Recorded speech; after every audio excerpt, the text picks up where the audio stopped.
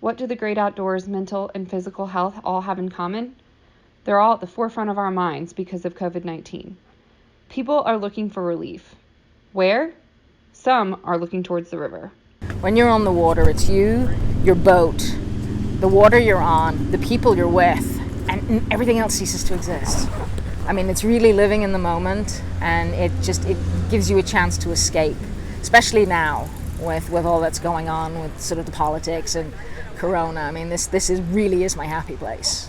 This 3-part series will explore how whitewater kayaking has helped people heal through grief, PTSD, and overcoming disabilities. Our first story is about Jeff West. Jeff was one of the best paddlers in the Southeast. He was larger than life.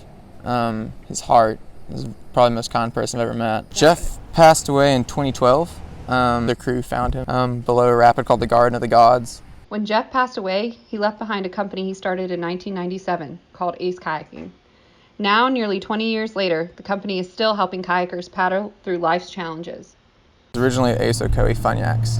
Okay. And then when Jeff passed away, I started it back and picked Ace Kayaking. I think from the word go, he had his eye on Joe to sort of step into his shoes. Joe kept the momentum going, and Jeff is, I'm sure, so proud of him because he's done an amazing job. He's reached out. I mean, the Ace family and so many people have gone through Ace, and it's community. Community kept Ace Kayaking alive.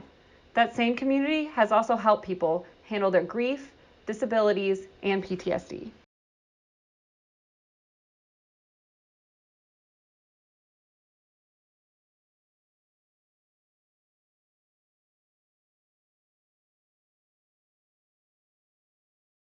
In our last story, you met Joe Gudger, owner of Ace Kayaking School. You also met Laura Dillon. What you may not realize is that Laura is much more than a kayaking student.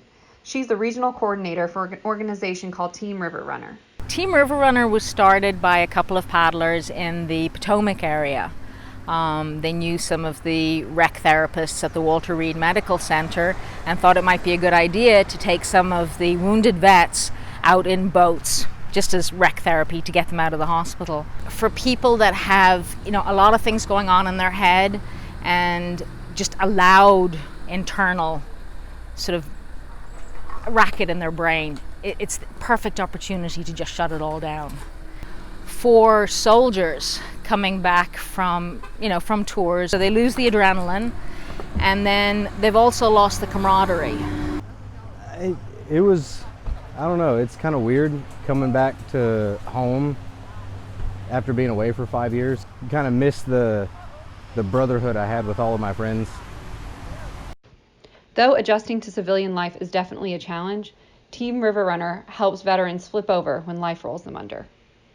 And it just made me feel like I was back in the barracks hanging out with all my friends. I have worked with people with PTSD, and what they've told me, the people that go through this, is it's just relaxing. It's a way to get away from the chaos. There's a guy who lost the lower part of his left arm. I'd met him a couple of times and he kind of lost the will. But then we introduced him to Amy. He met Amy one day and it was the slap across the face that he needed. Who is Amy and how is she able to help?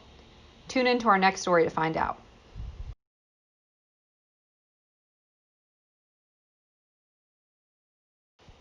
Meet Amy Copeland. She's a remarkable young woman who has 2 master's degrees, is a licensed social worker, has founded her own foundation, and also happens to be a quadruple amputee.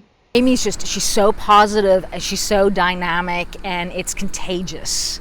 Her enthusiasm for life is contagious. This despite the fact that she lost her hands, feet, and is missing her entire left leg.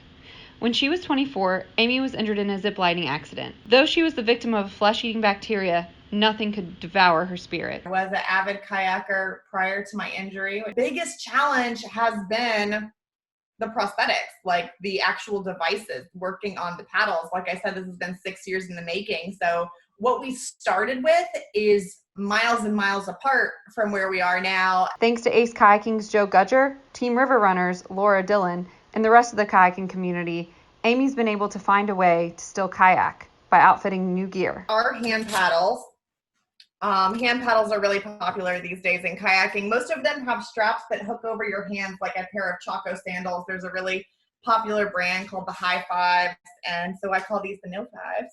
Kayaking is the last thing you'd expect Amy to do. However, participating in the sport has been a healing experience for her. Any way I can have like a vehicle, like a kayak, you don't need legs at all to kayak, right? So it is a way for me to really enjoy the outdoors and get that same nourishment from being outside and just surrounded by the trees and the water and the sky without needing any legs at all. I always got more out of it than any of the challenges or risks.